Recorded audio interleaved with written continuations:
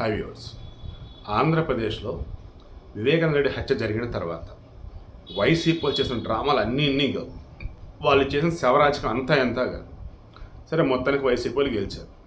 ఆ గెలిచిన తర్వాత సిబిఐకి ఇమ్మని అడిగిన జగన్ సిబిఐకి వద్దన్నాడు.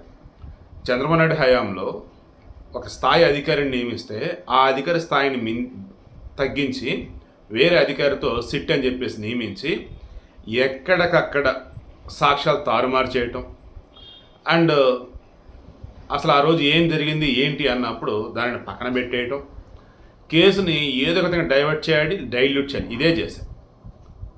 ఆ రోజు గుండెపోటు అన్నప్పుడు సాక్షి కానీ వైసీపీలు కానీ జనానికి అదే చెప్పారా? ఆ తర్వాత వాళ్ళ అమ్మాయి డాక్టర్ సునీత ఆమె వచ్చి చూసి ఇది గుండెపోటు ఏంట్రా నాయన ఇంత ఘోరంగా ఉంటే, మొత్తం మేము వచ్చేలోపు రక్తం మొత్తం కడిగేసేసి మనిషి మొత్తాన్ని కూడా డ్రెస్అప్ చేసేసి డ్రెస్సింగ్ చేసి ఈ రకం పెట్టారు ఏంటని డౌట్ వచ్చి ముందు పోస్ట్ మార్టం చేయండి రా బాబు అంటే అప్పుడు తెలిసింది అది ఘోరమైనటువంటి హత్య. ఇక సాయంత్రం జగన్ వచ్చాడు. ఎన్నిసార్లు గొడ్డలతో నరికింది, ఎలా నరికింది మొత్తం లైవ్లో చూసినట్టు చెప్పాడు. అప్పటి వరకు నా బొంద మొన్న సిబిఐ వాళ్ళు 2-3 సంవత్సరాలు చెప్పేదాకా ఎవడో తెలియదు గొడ్డలతో నరికారని. ఆ దస్తరి గొడ్డలతో నరికని చెప్పేవారికి ఎవడికి తెలియదు, కానీ జగన్కి ఆ రోజు తెలుసు. సో ఈరోజు సునీత చంద్రబాబు నాయుడు ఆంధ్రప్రదేశ్ ముఖ్యమంత్రి గారిని కలిసి ఆమె ఆయన భర్త ఇద్దరు కూడా కలిసి ఆయనకి ఏం చెప్పారంటే, సార్ సిబిఐ వాళ్ళు కేసు టేకప్ చేశారు, సిబిఐ వాళ్ళు విచారణ చేస్తూనే ఉన్నారు, సో దాన్ని మనం కదిలించదు. ఇందులో అత్యంత కీలకమైన వ్యక్తి ఎవరు? మా నాన్న PA Krishna Reddy CBI SP Ram Singh మీద కేసు పెట్టాడు, నా మీద నా భర్త మీద కేసు పెట్టాడు. Simple sir. జత్వానీ కేసు కుక్కల విద్యాసాగర్ అనేవాడు ఎవరిని కాపాడటానికి జత్వాని మీద కేసు పెట్టాడు తెలుసు. ఆ తర్వాత వీళ్ళు గూగుల్ టేక్అవుట్ కావచ్చు, వాళ్ళు అసలు ఎవరు ఏం చేశారు ఎప్పుడు వెళ్ళారు ఏంటి మొత్తం చూస్తా పోతా అంటే మొత్తం ఫ్యాబ్రికేటెడ్ అండ్ ప్రీ ప్లాన్ అన్నీ కూడా భయంకరమైన అది పెద్ద స్కామ్ లాగా. సో మా విషయంలో కూడా ఈ కృష్ణారెడ్డికి ఎవరు వెనకాల ఉండి ఇదంతా నడిపించారు. కృష్ణారెడ్డి మా మీద కేసు పెట్టాడు కదా, ఏమొద్దు సార్, సేమ్ జత్వానీ కేసులు ఎలాగైతే పోలీసులు విచారణ చేశారో అలాగే మా మీద పెట్టిన కేసు కూడా మీరు విచారణ చేయండి, అప్పుడు అసలు నిజాలు తెలుస్తాయని చెప్పేసి అన్న. ఆల్రెడీ గత కొద్ది రోజుల క్రితం హోమ్ మినిస్టర్ అనితను కలిశారు ఈమె, అండ్ ఇప్పుడు ముఖ్యమంత్రి చంద్రబాబు గారిని సతీ సమేతం కలిసి ఉన్నారు వాళ్ళు. దెన్ వీళ్ళు కలిసి వెళ్ళిపోయినారు. ఈ కాసేపు బీటెక్ రవి వచ్చినాడు, పులివెందుల నుంచి మనం పోటీ చేసిన అతను. ఆల్రెడీ అతను ఇవ్వాల్సిన ఇన్ఫర్మేషన్ ఆల్రెడీ ఇచ్చినాడు. ఎందుకంటే గ్రౌండ్ లెవెల్లో ఉండే రిపోర్ట్స్ కావచ్చు, గ్రౌండ్ లెవెల్లో ఉండేటువంటి రియాలిటీ మొత్తం వేరు ఉంటుంది. సో ఇప్పుడు అవన్నీ కూడా మన చంద్రబాబు గారు ఏంటంటే సిబిసిఐడికి అప్పచెప్తారని చెప్పేసి అన్నారంట. వాళ్ళకి కనుక అప్పచెప్తే ప్రజెంట్ గవర్నమెంట్ మారింది, ఏపీ పోలీసులు సిబిసిఐడిలు మొత్తం కలగలిసి అసలు ఆ రోజు ఏం జరిగింది, ఏంటి అబ్బాయి ఆ రోజు అక్కడ ఎవరు ఉన్నారు, ఏంటి అబ్బాయి అని ఏ మాత్రం పాసిబిలిటీ ఉన్న సీసీటీవీ ఫుటేజ్లో తీసినా లేదా అక్కడ ఎవరైనా వచ్చినప్పుడు వాళ్ళని పిలిపించి విచారించిన మొత్తం బయటపడదు.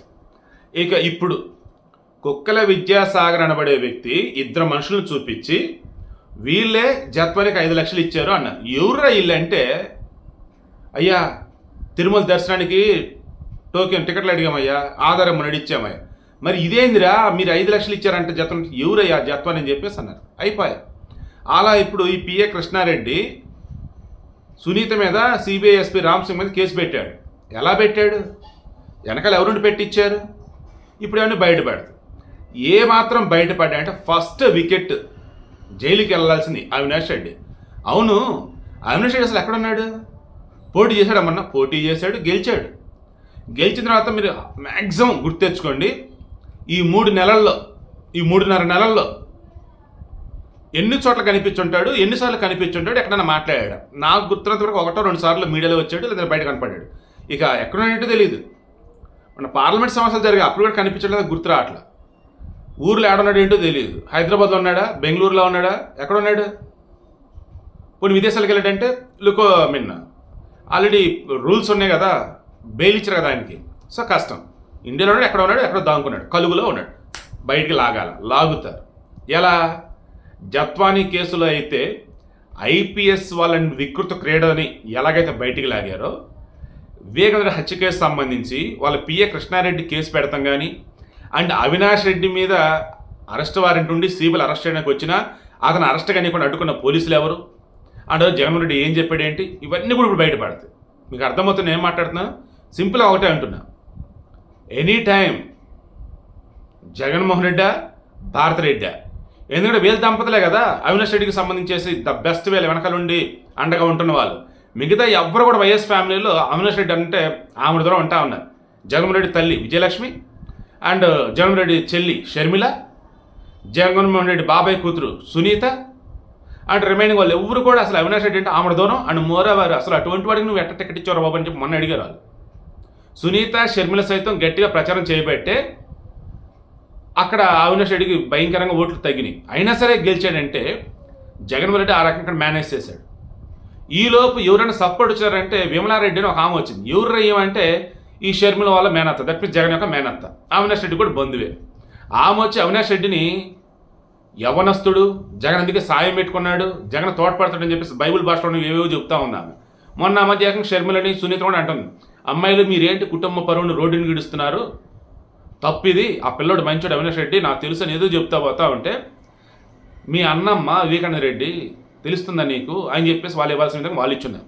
సరే ఇప్పుడు విషయం ఏంటి అన్నప్పుడు ఎనీ టైం సిబిసిఐడికి వివేకానంద రెడ్డి హత్య కేసు సంబంధించి ఇండెప్త్లో వాళ్ళు వెళ్ళకపోయినా కృష్ణారెడ్డి కేసు పెట్టాడు కదా వీళ్ళ మీద, ఏంటి అబ్బాయి విచారించని చెప్తే సునీత మీద ఆయన ఎందుకు కేసు పెట్టాడు అండ్ సిబిఎస్పీ రామ్సింగ్ మీద ఎందుకు కేసు పెట్టారు, అతని వెనక ఎవరున్నారేంటి మొత్తం బయటకు వస్తాయి. సేమ్ ఇక్కడ విశాల్ గున్ని కూడా అదే చెప్పాడు. జత్వానీ కేసులో విశాల్ గున్ని ఏం చెప్పాడు, సార్ జనవరి 31న చీఫ్ మినిస్టర్ ఆఫీస్ పిలిపించుకున్నారు, సీఎంఓకి వెళ్ళాను, కాంతిరాణ టాటా విజయవాడ కమిషన్ ఆయన కూడా వచ్చినాడు, అప్పుడు డీసీపీగా ఉన్నాను వెళ్ళాను, పిఎస్ రాంజనేయులు ఉన్నాడు అక్కడ, అప్పుడు ఆ రోజు ఇంటెలిజెన్స్ చీఫ్ మాకన్నా సుపీరియర్, ఇట్లా ముంబై వెళ్ళాలి జత్వాని తీసుకురావాలన్నాడు. జత్వాని మీద కేసు ఫైల్ అయిందని చూసా, కేసు ఫైల్ కాల, కేసు ఫైల్ కాకుండా ఆమె తెచ్చేది ఏంటి అంటే పైన నుంచి orders, you have to obey the superior orders అన్నట్టు చెప్పున్నారు. అండ్ సర్వీస్ కూడా మాకు అవే చెప్తాయి కాబట్టి ఇంకా తప్పలేదు. దెన్ కేసు అన్న పెడితే మేము వెళ్తామన్నట్టుగా అంటే అప్పుడు ఫిబ్రవరి 1వ తారీఖున మాకు టికెట్లు తీసి ముంబై వెళ్తాను ఫ్లైట్ టికెట్స్, ఫిబ్రవరి 2వ తారీఖు మార్నింగ్ 6:30కి కేసు ఫైల్ చేశారు. దెన్ మేము 7:30 ఫ్లైట్ ఉంటే దానికి వెళ్ళిపోయినాం, ముంబైలో 11 కల్లా ల్యాండ్ అయ్యాం అని చెప్పేసి ఆయన చెప్పుకొచ్చాడు. ఇందులో ఆయన మొత్తం చెప్పుకొచ్చింది ఏంటి, నేను నా సుపీరియర్ యొక్క ఆర్డర్స్ ఫాలో అయ్యా, మీరు ఏదైనా అడగదలుచుకుంటే వాళ్ళని అడగండి, నేనైతే ఎక్కడ మిస్బిహేవ్ అయితే ఆమెతో చేయలే.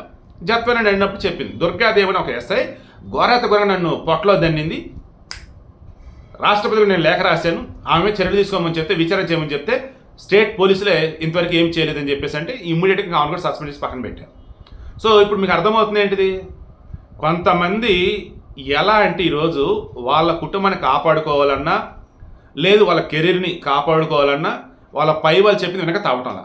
అలా ఆ రోజు వివేకానంద రెడ్డి పిఏ కృష్ణారెడ్డి అధికారం ఉన్న వాళ్ళు చెప్తే చేసి ఉండొచ్చు వీళ్ళ మీద కేసులు పెట్టే విషయంలో, లేదా అతని దగ్గర ఏదైనా ప్రూఫ్లు ఉంటే ఉండొచ్చు, లేదా ఇంకేదైనా వాంటెడ్గా అయి ఉండొచ్చు.